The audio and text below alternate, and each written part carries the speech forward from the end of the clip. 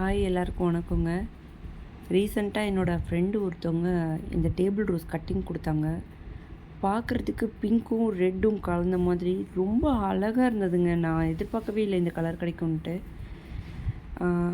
என்னோடய கார்டனிங்கில் அடுத்து vegetables try பண்ணலான்ட்டு எடுத்து ஆடிப்பட்டத்துக்கு போட்டிருந்தேன்.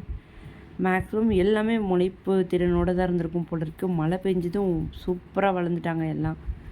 இதுக்கு நான் இனிமேல் க்ரோ பேகு மண் இதெல்லாம் நான் ரெடி பண்ணணும். டைம் அதுக்காக நான் கொஞ்சம் சேவ் பண்ணி வச்சுக்கணும். இது என்னோடய பால்கனி செட்டப்புங்க. இதில் ஏதாவது சேஞ்சஸ் ஏதாவது பண்ணணுன்னா எனக்கு தாராளமாக நீங்கள் கமெண்ட் பண்ணுங்கள். உங்களால் நானும் கொஞ்சம் ட்ரை பண்ணி ஏதாவது மாற்றி எடுத்து வச்சுக்கிறேன்.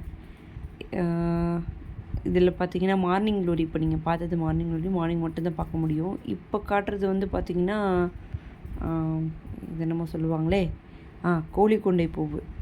இது பார்த்திங்கன்னா இப்போ தான் பிங்க் கலர் அழகாக இருக்குது இது பார்க்குறதுக்கு. சிங்கோனியம், இது சிங்கோனியம் ஒரு குட்டி டப்பாவில் தான் வச்சுருக்கேன். டர்ட்டில் ஒயின், இதுவும் ஒரு அழகான ஹேங்கிங் பிளான்ட்டு. இது நிறைய வளர்க்கணுன்னு ஆசை எனக்கு. இது என்ன செடின்னு தெரியலங்க. இது வாங்கும்போது இன்டோர் பிளான்ட்டுன்னு சொல்லி தான் வாங்கினேன். பட் நல்லா வெயிலில் வச்சு காய வச்சுட்டேன். இதுவும் பார்த்திங்கன்னா இன்டோர் பிளான்ட்டு தான் நினைக்கிறேன். இது வித்தியாசமாக இலை குட்டியாகவும் பெருசாகவும் நீளமாகவும் ஒரு மாதிரி வளருது. அடித்த மழையில் டப்பா ஃபுல்லாக தண்ணியாக இருக்குது. இது என்னன்னு தெரியல, கொஞ்சம் தண்ணி தேங்கியே இருக்குது. இதை கொஞ்சம் மாற்றணும். இது என்ன மூளை சொல்லுவாங்க, மறந்துட்டேனே. ஓகே, இது இந்த டப்பா பார்த்திங்கன்னா டேபிள் ரோசஸ்லாம் நிறையா வச்சுருக்கேன். ஸ்பைடர் பிளான்ட்டு, இது பாண்டிச்சேரியிலேருந்து வாங்கிட்டு வந்தேங்க. இது வாங்கும்போது எனக்கு அவ்வளோ ஹாப்பி. அப்புறம் இப்போ பார்த்திங்கன்னா டேபிள் ரோஸ் எல்லாமே மொத்தமாக ஒரே தான் கட்டிங்காக இருந்ததை ஒரே டப்பாவில் போட்டு இப்போ வச்சுட்டேன். கீழேருந்து பார்க்கும்போது அவ்வளோ அழகாக இருக்குங்க.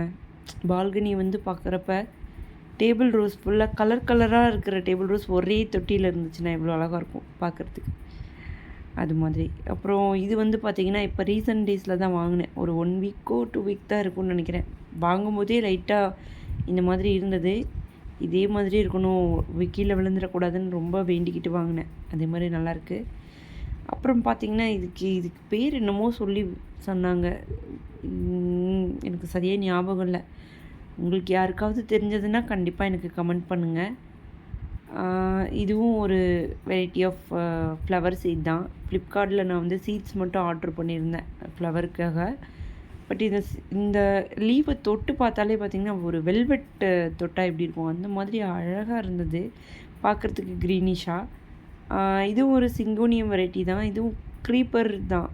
ஆனால் சிங்கோனியம் க்ரீப்பராக இருக்குமாங்கிறது எனக்கு இது வளர்ந்ததுக்கப்புறம் தான் தெரிஞ்சுது. இது பார்த்திங்கன்னா மணி பிளான்ட்டுங்க. நான் கொஞ்சம் நிறைய ஆசைப்பட்டுட்டேன் இந்த மணி பிளான்ட் பயங்கர லென்த்தியாக வளரணும் அப்படின்னு. பட் அது இது வரைக்கும் நடக்கலை. இனிமேல் நடந்தால் சந்தோஷம். இது பார்த்திங்கன்னா அமர் லில்லின்னு சொல்லுவாங்க இல்லையா, பல்ப்ஸ்லாம் நிறைய கொடுத்துருந்தாங்க என் ஃப்ரெண்ட்ஸு. பாண்டிச்சேரியில் இருந்து தான் இதையும் நான் கலெக்ட் பண்ணேன். பட் இதில் ஃபுல்லாக பார்த்திங்கன்னா நிறையா மாவு பூச்சி வந்துருச்சுங்க. ஸோ இதுதான் என்னோடய பால்கனி செட்டப்பு. இது இன்னும் கொஞ்சம் கூட நான் நல்லா பண்ணலாம். பட் எப்படி பண்ணுறது என்னென்னு நானும் நிறைய சர்ச் பண்ணி பார்த்துட்டேன். இந்த குட்டி பிளேஸில் என்னால் இவ்வளோ தான் வைக்க முடிஞ்சது.